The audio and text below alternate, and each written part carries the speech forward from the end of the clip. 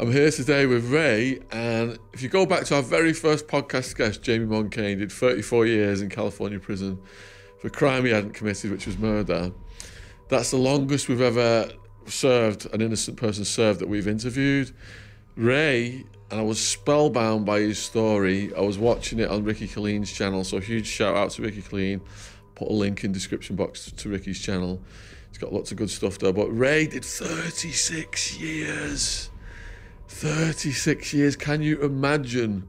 I mean, I served 6, and I thought that was the right amount of time for me. I think if I'd done 10, I would have gone a bit cuckoo, but to do 36, it just beggars belief, and to be innocent, and the frustration with the system as well. I have to put those on silent.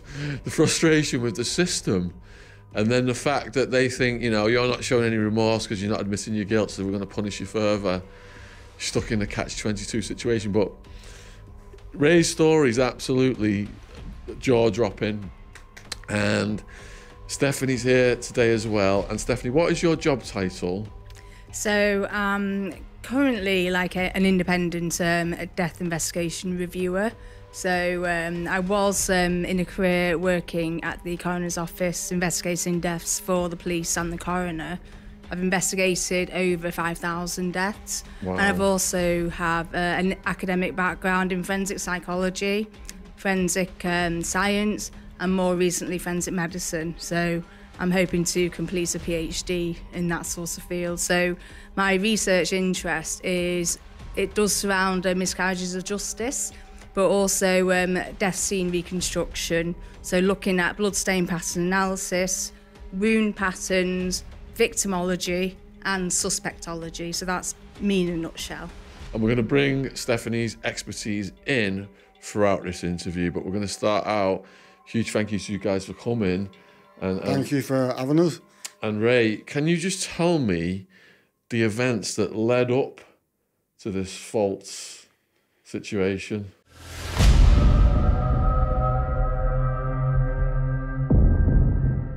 Stephanie, it's been a long backstory to bring you in. Did you become aware of Ray before he was released, or was it after he was released? Oh no, it's only quite recent. It's a mutual friend introduced us, and today's actually the first day I've met Ray in person.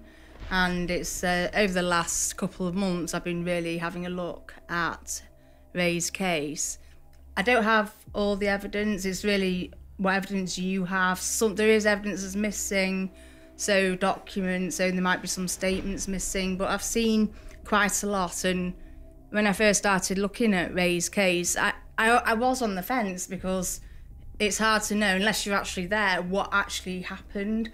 So I thought, okay, right, so how am I going to approach this? I've got so many statements, very limited pictures of the crime scene, and I wasn't quite sure which direction I was going to go in. But one of the first things, I don't know, call it a red flag, was actually reading the CCRC rejection report. So this was going back to, I think it was 1997, 98, around the time that CCRC first started. And there was a comment in there as to one of the reasons why they were not going to send Ray's case to appeal. And I thought, and it made an assumption about what had happened at the scene. And I thought, given the deceased injuries, and I won't go into graphic detail, I'm aware that the deceased family may be listening to this, so out of respect to them, I don't want to go into detail.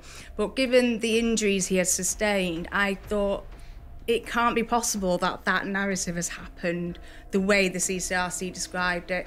And I thought, right, I'm just going to go back to what I know best, go back to the scene, what has happened here. So I thought, okay, so we have this person here, we have, you know, it's in the betting shops in the back room, we've got these plastic money bags on the floor, there's been a cord, like a plastic cord of some type has been used to tie him, and we don't know how the offender or offenders got in or how they left. That's not very clear. But there are some little inconsistencies, and I've been reading about what was reported in the local press at that time. So in the Echo and in, I think, the Liverpool Post, I think it's the Post Merseyside edition. And there just seems to have been a narrative adopted about what actually happened on this fateful morning for this poor young man, the deceased, the victim. And I just thought, that's not quite what I'm seeing in the scene. And I have done a very brief review, it's like an interim review of my observations so far and what I would consider are inconsistencies. So I've done that, and it's based mainly on there was a prelim post-mortem report, so I know about the majority of the injuries, but I don't know the full details. I haven't seen the full post-mortem report. But there just seems to be things that haven't really been addressed, and I'm not convinced that the accepted narrative or the sequence of events actually took place in that order. There are inconsistencies. And if you're going to get inconsistencies, that means that either an assumption has been made at a very, very early stage, this is what's happened, it's happened in this order, and then the rest of the time is spent trying to find evidence to fit that narrative. It's more a case of trying to get a result as opposed to seeking the truth. So there is that aspect, but also I think one of the reasons why the CCRC rejected or refused to send Ray's case to appeal is that there were intricate details within Ray's confession that they claim he must have been at the scene. However, those details, if the sequence of events is wrong, the official narrative is wrong, then how did that sequence of events end up in his confession?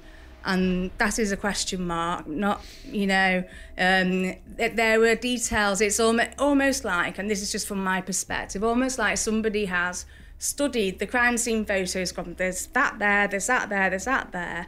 That's then ended up in his statement, and I'm like, it's too articulate, and these were the little red flags I had, and I thought it's just a bit too articulate. This was here, this was here. It's unless Ray or you've got a photographic memory, it just doesn't quite sit right with me, and I just think I have a lot of questions. So I am working on a fuller review. There are also questions with regards to the statements. So, I mean, there are lots of statements that weren't disclosed that should have been, arguably. And there are statements mentioning from multiple people around potentially people outside the premises at the time that the murder happened. So there seems that there may have been lines of inquiry. So going back to 1981, that this was just before the Toxteth riots. There were tensions already in the community, in the ethnic minority community and the police. PACE didn't come into force until 1984, so you don't have the provisions of PACE. And Ray, when you were interviewed, so I think it was about 48 hours non-stop you were interviewed, that was without a lawyer, without a solicitor, without any kind of advocate, whereas today you'd have a lawyer and potentially an advocate as well. So and nothing was recorded, I just have questions. I have quite a few questions, and I've spotted some inconsistencies. So with me, it's to look at what actually happened. We need a death scene reconstruction, and from wound pattern analysis, you'd be able to establish the positions of the offender or offenders. I think there's potentially at least two at the scene. One main person doing the attack. You can work that out. There's also the bloodstain pattern analysis. There's clearly one set of footwear impressions at the scene. I've been trying to research what could have made those footwear impressions back then. Very, very difficult. It looked like a sports shoe of some sort, but I believe that there is a statement from a footwear impression expert, but I've not seen it. But I may have also spotted a second footwear impression, but I don't know if it's to do with the wood grain pattern, but I potentially have spotted a second one, which may indicate that, yes, there were two people there.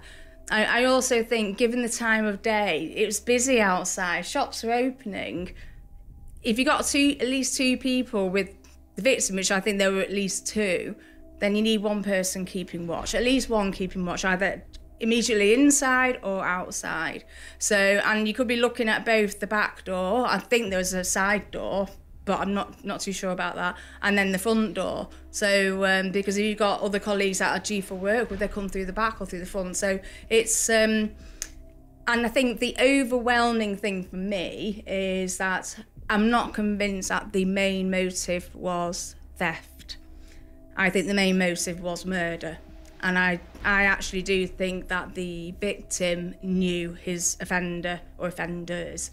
The number of injuries he sustained tells me that's not a theft gone wrong. That is rage. There is rage there, and I do think that they knew each other, but I couldn't say any more than that. So it does make me think, with Ray's case, I just thought, I believe in one of the statements, a lady said that she was employed in the betting shop. She didn't recognise you, so you weren't someone that would often go to the betting shop. I mean, we don't know if there's anybody else in his personal life. We don't know. I mean, yeah, there was an altercation or a verbal altercation the day before, maybe linked, it may not be linked. We don't know, there are other things going on, but all I can say from the injuries he sustained, that was full-on, vicious, angry attack. And I do wonder if there had been some scene manipulation to make it look like a theft gone wrong. And that's why I think the police may have gone down a different direction. I don't know. I've still have more to look at. So I know I've gone over some of this with Ray, but I'll ask you some of these questions as well. Yeah. Why was Ray brought in to be interviewed in the first place? That I can't establish. And I've read some police statements, and it's acting on information, and it doesn't say what information. So is it, did they look at, if they're focused on the primary motive being theft, they may be looking at people who are known in the area for theft, where the victim had been tied up or threatened or whatever, and maybe they've just gone and arrested who they could. Or there's been an anonymous source said, right, this is the person you need, and whereas it's not very clear, and I don't think you've ever established how your name was brought into it. I've seen a couple of statements which were found in the undisclosed. One gives a person's name, saying that they give information about a betting shop, and that it's sometimes people feed police stuff to get themselves out. So yeah. we don't know. We don't know whether the people who actually got questioned as well, who were arguing with him, and the others who were outside, whether they turned around and said, well, no, I mean. Yeah, so it's vague. It's not. We don't understand what the rationale was for why you then became a suspect. And it seems very quickly you were charged, even before an ID parade was done. At that point, they had no forensics, but we know that forensics was limited back then anyway. But no one identified you at the ID parade. There's been no forensic evidence. We don't quite know what rationale is that the police have got for saying that you were there. And then we have like this sequence of events, and we have a confession that is potentially a false confession, and then that was retracted when you did get a lawyer involved, or when a lawyer was able to help you. And then when we get to the court setting, then there's the plea. Your plea changed very quickly, and to me, yes, it could be a reaction to something, and it could be as part of, and I do make a reference in there, like part of a fight or flight scenario. What can I do to get myself out of this situation? I'll do this, and without considering what the consequences might be. So there may well have been a vulnerability back then when Ray was going through the criminal justice process. So it's a difficult one. But it does make you wonder, were sufficient lines of inquiry followed at the time? Because as far as the police were concerned, they have somebody who's confessed. They've got this confession. you know, oh, brilliant, nice one, result. But what concerned me was that despite the confession being retracted, no eyewitnesses, no nothing, we don't know where this information came from that put your name in the spotlight in the first place, but they still charged him, they still went ahead with the prosecution, and it just seems like a series of very, very unfortunate events. I don't know, I am still looking at it. Right, had you ever interacted with the deceased? No, didn't even know him. Did you have anyone who knew you who knew him that could link you to him? No, I mean, I know family of mine used to use that betting shop. Did you ever use the betting shop? I went in once on behalf of one of my cousins who asked me to put his bet on. That's the only time I've ever been in there. And what was the difference in the date between when the deceased, when it happened to him, and when you went in the betting shop? How much time had separated that? I couldn't tell you, probably months before that. So you've been this place once, you didn't even know the deceased, you get pulled in for this interview. Mm-hmm.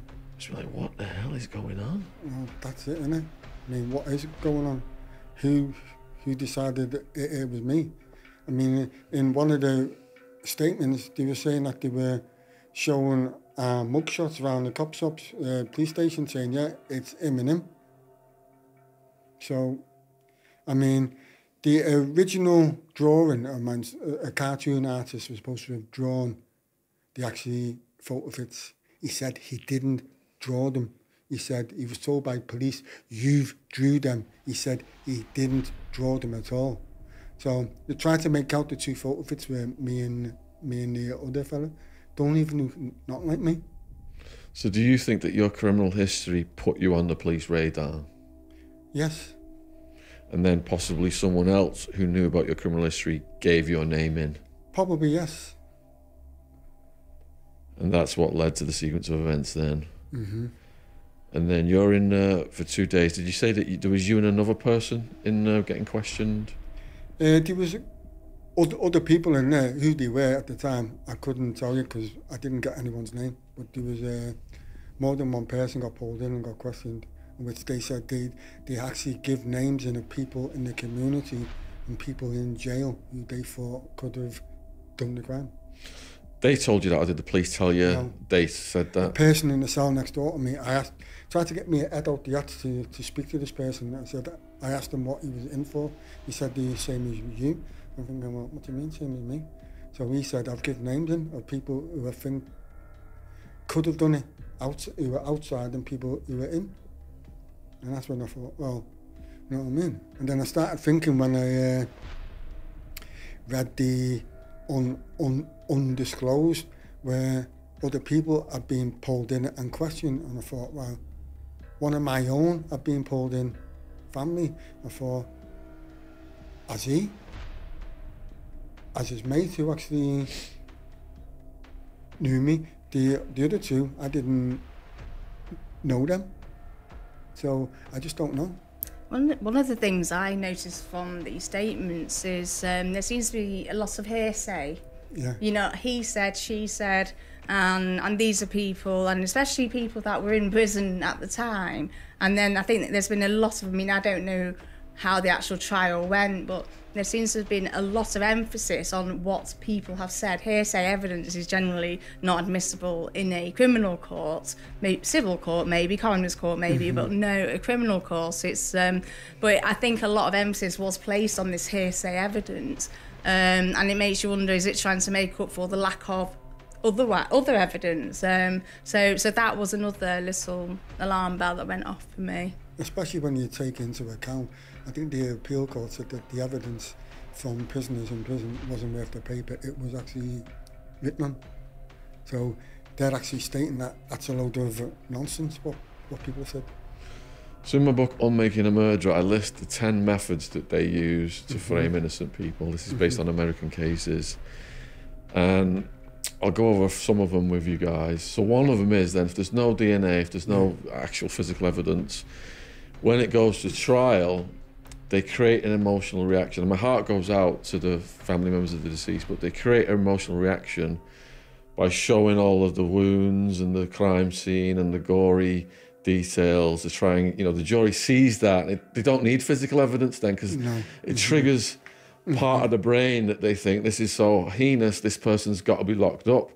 Did they do that at your trial? No, well, I can't recall them actually showing any photos. Or did they describe in detail? I think they might have described it. I mean, they might have shown pictures, but whether they showed them to the jury or not, I can't really say.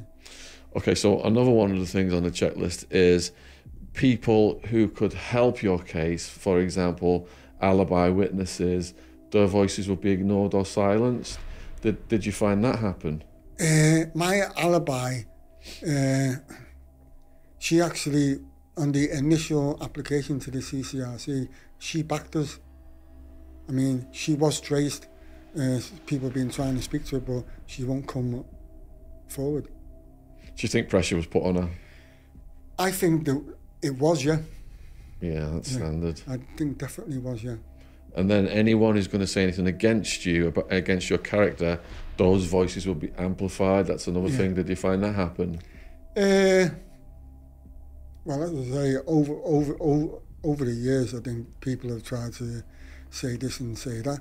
But, I mean, during the trial, I mean, they couldn't really say nothing because the people in the area really didn't know me, because I'd only been down there for a couple of years.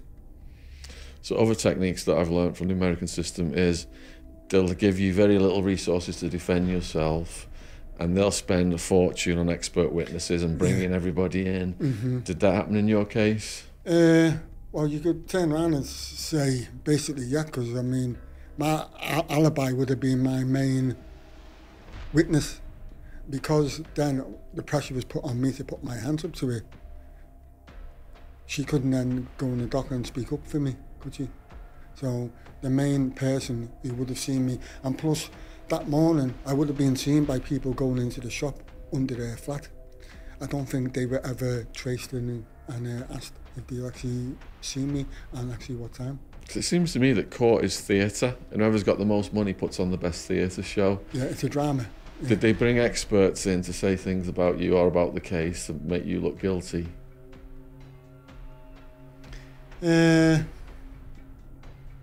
know what? I don't think they did. No, it's just I think it was just the normal people. You know, police, whatever they actually did to actually make out us to be cold, callous people. Well, they're the experts, aren't they? The police. They're going to be believed by the public because the public trust in them versus someone who's got criminal history. Yeah. And were they allowed to bring your criminal history into court?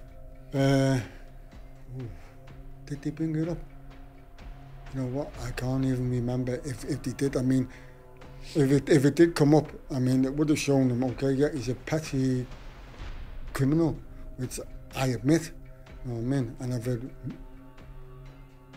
I've always said, you know what I mean, does that make me a murderer? No. I mean, one of the questions I had for you was, did the pathologist give evidence? And yes, they may have done, but we don't know what the questions were like. I'd be wanting to know. The pathologist, I'd be interested to know how soon could death occur, because of the injuries, and that's why I have concerns about the official narrative. So, and also, you know, the pathologist had believed that from the wound characteristics there were 2 knives used. Was that ever explored? And I'm wondering if it was. So there may have been opportunities for your defence team. I think there was knives in the shop that were supposed to be in a jar on the counter. I think there was 2. I think someone in a statement, they found a knife on Kingsley Road. I don't know if they took a knife from my cousins or 2 cousins and one from his. And I don't think any of them were ever proved to be actually have been the weapon, of course. They think one might have been, but no definite proof. Do you think that the jury selection process was fair? No. What happened there? Because they were all Caucasian. I mean,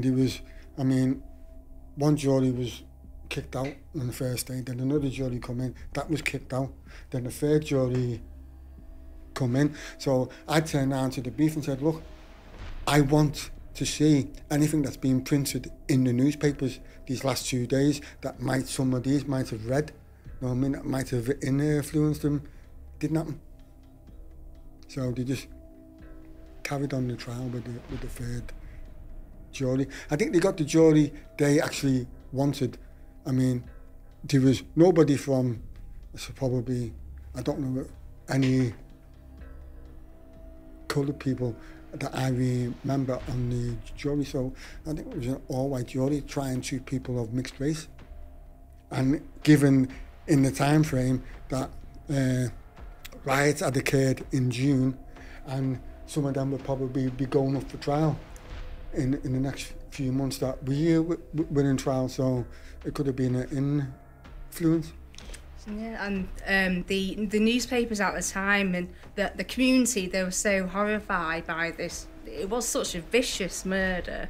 The police will have been under immense pressure to get a result, and I guess, you know, I think it must have been a couple of days they got their results, but unfortunately, I don't know. I mean, with these other statements that ended up in the unused, that were disclosed many years later, actually there could have been other lines of inquiry, potentially other witnesses and potentially other suspects. And I don't know if those lines of inquiry, those opportunities were lost because, as far as they were concerned, they had a result, they had the killer. They didn't really need to look at any further, so... Yeah, but why hide the evidence? So you then couldn't ask people, you couldn't put people in the dock and ask them certain questions. When you say hide evidence, what evidence did they hide? The 201 witness statements were not given to the defence for the trial. They kept them for over 20 years.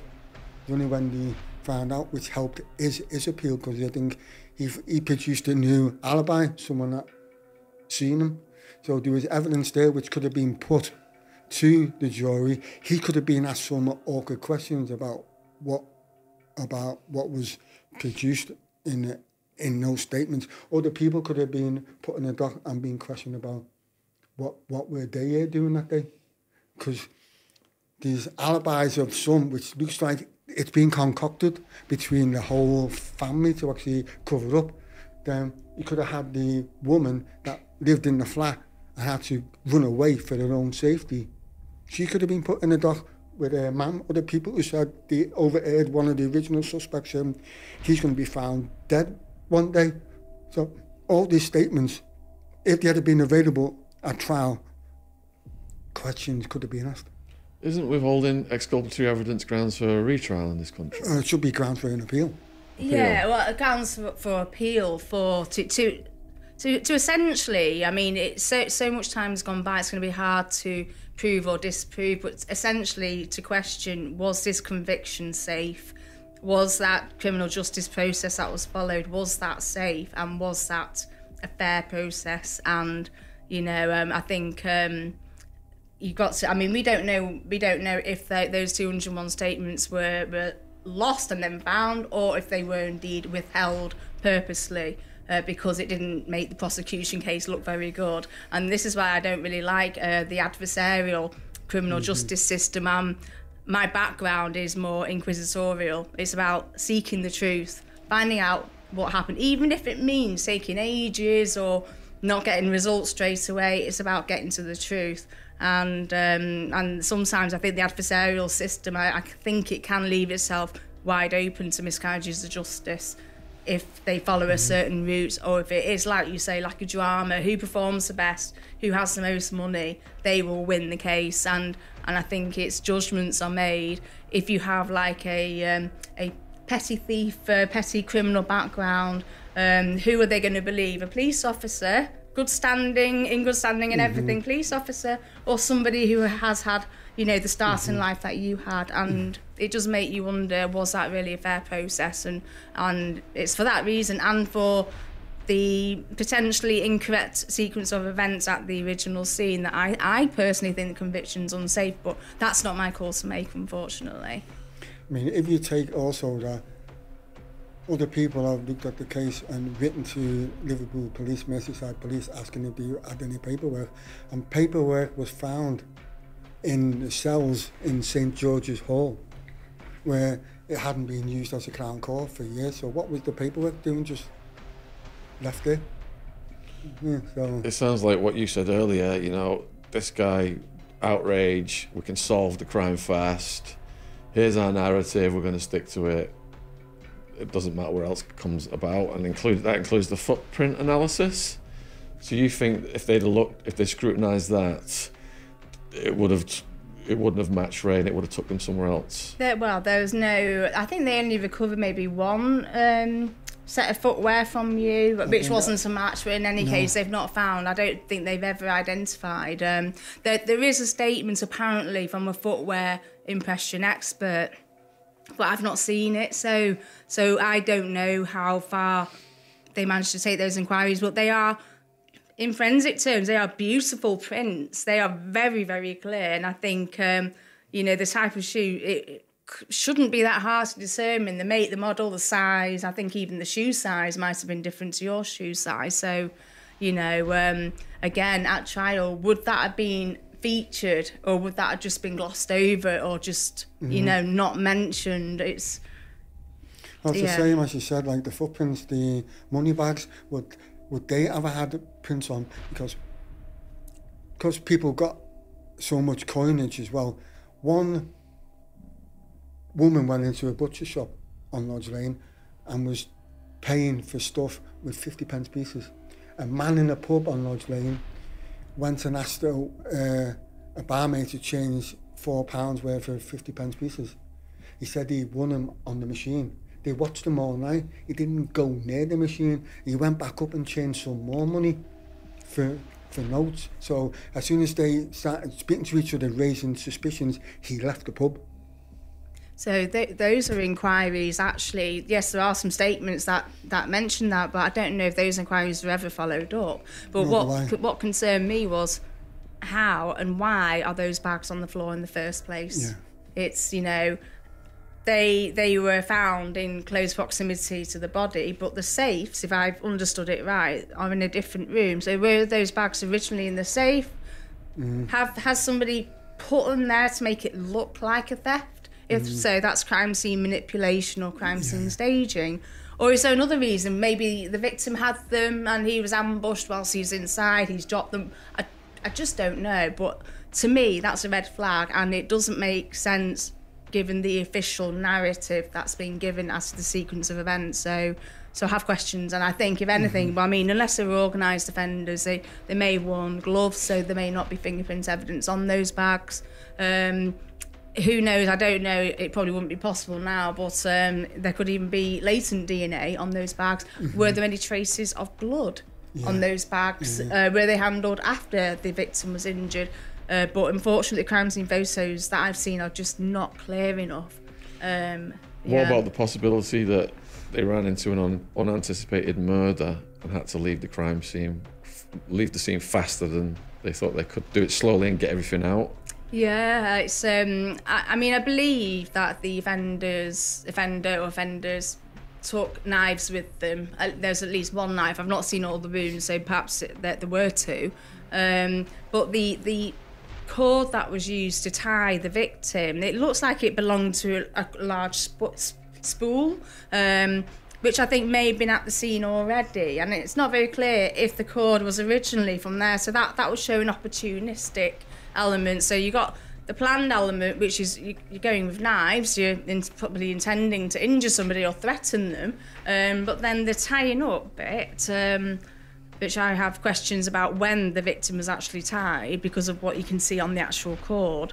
Was that an opportunity? And there was one of the things that apparently was in your statement, which is almost like when the crime was all finished, it's almost like you allegedly just stood back and then memorised what the crime scene looked like, because that's how it kind of flows in your statement. And I think if you're there, peak time, you've murdered someone, there is blood everywhere, you're wanting to get money as well or whatever, then you're not going to hang around and go, oh, the victim's lying like that with his arms like that, there's a chair there.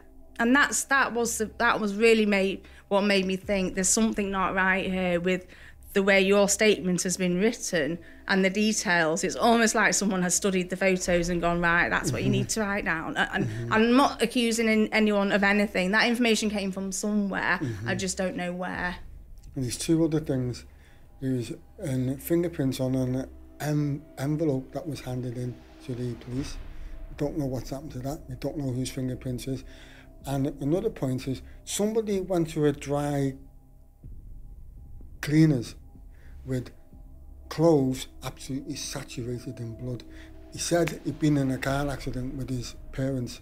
Now, if you're in a car accident, they're taking you to a hospital, they're not going to peel your clothes off, they're going to cut them off. You know what I mean? If it's an accident. And yet nobody ever went and checked it out properly.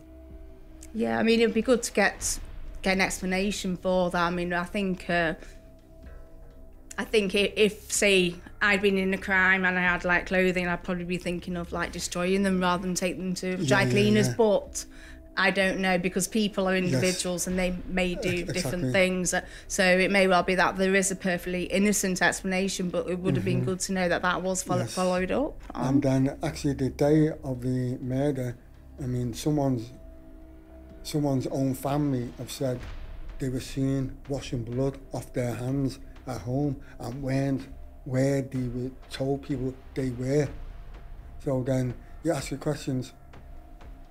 We spoke to someone's sister, didn't know, I'd passed a lie detector test, which I paid for myself, and they said his younger sister seen him washing blood off his hands, and they were going to go back to Liverpool and get them on tape. So why would they say that? They could have gone to the area where the betting shop is, using all the back roads where the police probably just used the normal bus routes, where they could have drove there and got back using back streets. So Stephanie, what kind of problems are presented by there not being an audio recording of the confession? A lot of problems, really, because we don't know the nature of the questioning. We don't know, were they open questions? Were they like, tell us what happened? Or were they about, you were here, you did this, you did, putting words in your mouth, so to speak. In terms of the actual confession, I mean, I think it might have been you that wrote it or hand wrote it, or I mean, we're going back many years now, so it's going to be hard to remember, but it's or did they write it out? We just don't know. I think they were putting words in my mouth. No, I mean, definitely were, because say one was playing nice, one was being the bad cop, where he was making the threats. And he was in the face, banging the table all the time. It's you. It's like, as far as I was concerned, I wasn't getting it out of there till I turned out to them and said, yeah, it was me. So we don't know, because it's not been recorded, we don't know if that was a fair interview process, but given the requirements of PACE to be brought in, given, police interrogation techniques have had to be improved on over the years, it does make one wonder, was it a fair process? You had no solicitor, no advocate. I mean, okay, that was, you didn't legally have to have one back then, or be offered one. Someone suffering from different difficulties. I suffer from an incapacitating speech defect. So under stress, I couldn't get my words out properly, so I think an appropriate adult should have been there. Yeah, I do. If psychologists or psychiatrists are saying I was emotionally damaged as a child, what does he mean? Then brain injuries, we were discussing this. I got picked up as a child and had my head smashed off in the wall. So I don't know what damage had been done. So, you know what I mean? Essentially, you were a vulnerable suspect. I mean, I'm not a chartered psychologist. I have an academic background in it, but arguably you were a vulnerable suspect. And, that... the officers interviewing you may not have realised that at the time, but in today's day and age, yes, you would have had a lawyer and an advocate. is what I would have thought. So we don't know, and there's no proof as to how that interview technique was, interrogation. All we know is that you were charged very, very quickly. But then you've also got, if you look into it proper, I mean, if you suffer from a speech defect and you can't speak proper, and then they're putting pressure on you to actually get stuff out of you that you don't know how to actually speak, because you're frightened.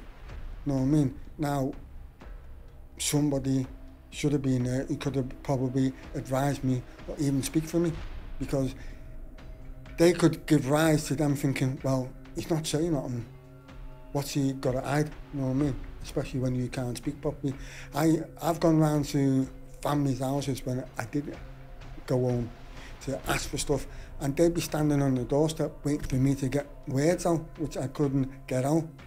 I mean, they're trying to say, some social services file, school said he had difficulties. School's got me down as a class clown and a loser who will do anything for attention. So, I mean, because yes, absolutely, speech impediments will be difficult to say in your own words, you know, what you were doing that day, and sometimes I can't speak for anybody, but it may well be that line of questioning, it was no longer like the open style questions like it really should be. It was more closed. You were there, you did this, and then, you know, because of that impediment, it may well have been easy if you say yes, no, or you know, I don't know. I mean, I really don't know. I understand what you're saying. Yeah. But as soon as they started on the third interview, which was in front of the charge desk, and they've got 2 photos on there, and they're banging on the table, and they're just going on, that's you, that's your mate. We know the two of you work as a pair. He's the bagman, you're the heavy. From information we've received, you're the team. And it was like, they're you, they're him. So, you know what I mean? It's like constant. So, Stephanie, you know, Ray served his 36 years, he's free. What do you hope to achieve at this stage by looking at this case? Ideally, if it's an unsafe conviction, I mean, from looking at everything, I do believe that Ray's telling the truth, that he was not there. I was on the fence when I first looked at the case, which is right, I should be on the fence, but from what I've seen, there just seems to be, I think, a failure in the criminal justice system. So it's not just about when you were first arrested, I think there's failures there, but then when you were prosecuted, you know, on what evidence, there's a failure there. And then when you've asked the CCRC, please look at my case, there are problems with it, you've had the door closed in your face. So my hope would be, let's at least have the case. I mean, yes, you're out of prison now, but the fact is, if you've not done that crime, then why have you spent 36 years in prison? And that has to be looked at. So we'll probably never get to find out the true offender at this late stage. Eyewitness testimony, it was unreliable back then. It'll be very unreliable now, and to be fair, those eyewitnesses that may no longer be with us, may no longer remember. So if anything, I think an examination of the process, was it fair, and should your conviction be overturned? That's kind of what I'm hoping for. But at least, you know, I think there has been a series of multifactorial failures potentially in Ray's case. Ray, do you think Merseyside Police has cheated you out of a huge chunk of your life and you deserve an apology? Yeah, I do. They have. I mean, when you're getting it in writing from the chief constable for the Black Police Federation that the police were openly targeting the coloured community in Toxteth at that time. So that tells you something in a nutshell, that they didn't care. They wanted whoever. Doesn't matter. It was a body. They were under pressure. You got to think as well, these people got the MBE for this case. Oh, I think it was the Chief Constable's commendation. I saw the newspaper article. Doesn't that worry you that they're just going to protect themselves? They're not going to want to admit any responsibility here? Probably not, no. But when you know you haven't done it, and I haven't done it, as I said, I'm not an angel. I wasn't an angel out there, but I'm not a murderer. I didn't do it. I've had body language experts saying, looked at some of the podcasts we've done and said, there's no deceit. He's telling the truth. I've done a lie detector test with people who took lie detectors themselves. I've questioned, how's you passed that? I didn't have the normal lie detector test where you put the thing round there. This was a different one in front of a laptop. Focus your eyes and red dots come up and configure your eyes. I don't know what it does.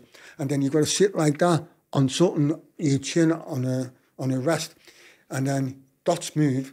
You look at the dots. And then a question comes up. You answer the question. And you've got to learn. They ask you some mundane questions which have nothing to do with the case. It's to do with everyday life. And you've got to learn to lie on them questions or you fail. If you move your body, you fail. If you pause, you fail. And I passed. No, that's got to tell people there's something not right. So Ray, is fighting to clear your name creating any blowback or creating any enemies? Yeah, these enemies out there who are doing everything possible to ensure nobody helps me. If anyone helps me, they then get targeted by two people who will abuse you. These two people might now decide to go out themselves and do a podcast and slag you both off. And then you might have to look like, well, legal action, because they might threaten you. I've already had people saying, do you want to find out where to live? Come, put it on us in the street, get me sent back to jail, and then get me killed in jail. So I have to be careful what I say, and the people who are helping me, I'm concerned for their safety as well. Do you think people in the police are targeting you? No, it's not police in the police, no. It's people. I think one person doesn't want anything coming out. Why, after all this time? He should want the truth. And the other person has been a victim himself, but he thinks he knows better than everybody else, that he's God's gift to the miscarriage of justice. Well, Ray, having that much of your life taken away, do you just appreciate every day now? I do. Well, I look at it from when I was born. I was born premature. So I was in the hospital for the first 6 months of my life. They said it was deafness, but I don't know. I wasn't wanted by my mum. I was wanted by my dad. But there was all kinds of conflict at home. So it was in and out of care until I turned 8. And then I went into care on a permanent basis. My dad's family wanted me, but my mother didn't want me to go to someone who'd give me a life. So my life's been shit, but I'm in a place now, I'm happy. I've got a lovely wife who's great, stands by me. I couldn't ask for anything else. Would you say you're the happiest you've been in your life now? I'd say yes, I'm content. I just want my name to be cleared, because you know what, walking down the street, some people call it paranoia, but I don't think it is. Sometimes I'm always turning around, watching myself, because you just don't know if some people might recognise me, or people might, when this goes out, well, we have people nuts turning up at the house. Oh, I seen him on so-and-so, know what I mean, and then want to start giving my wife a hard time.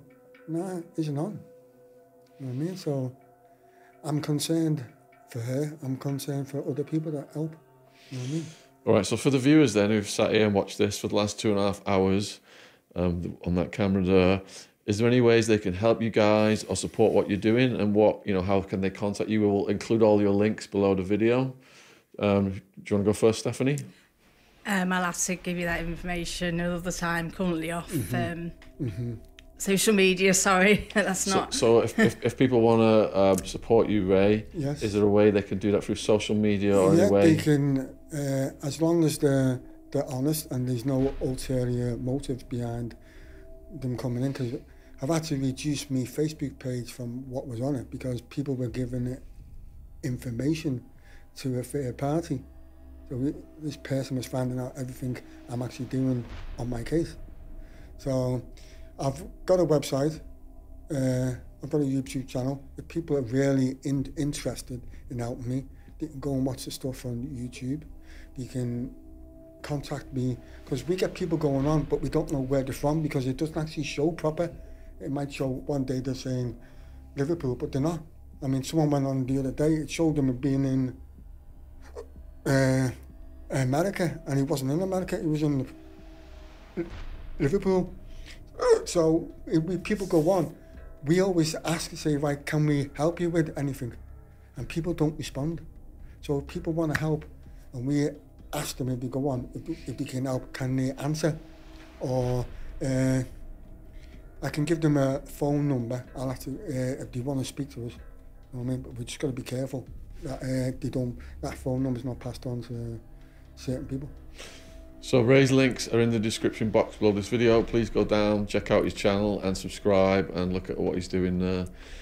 Honestly, you know, I did 6 years, and if I'd have got to 10, I think I would have gone mad. And for Ray to come in after serving 36 years, can you imagine the mental fortitude to get through that and to go through all those challenges? So, you know, we salute you, man. And an innocent person is the only person who would be campaigning to clear the name, because a guilty person wouldn't want anyone to be looking at it, because it would just, you know, it would reverse around on them. So let us know what you thought about this in the comments, and huge thank you to Stephanie for coming in as well. And oh, brilliant, man. Thank you for having us. Thanks, Stephanie, as well. you. Fantastic. Yeah, well done, both of you. Cheers. Okay, thank you. Wow, what a story. Good grief.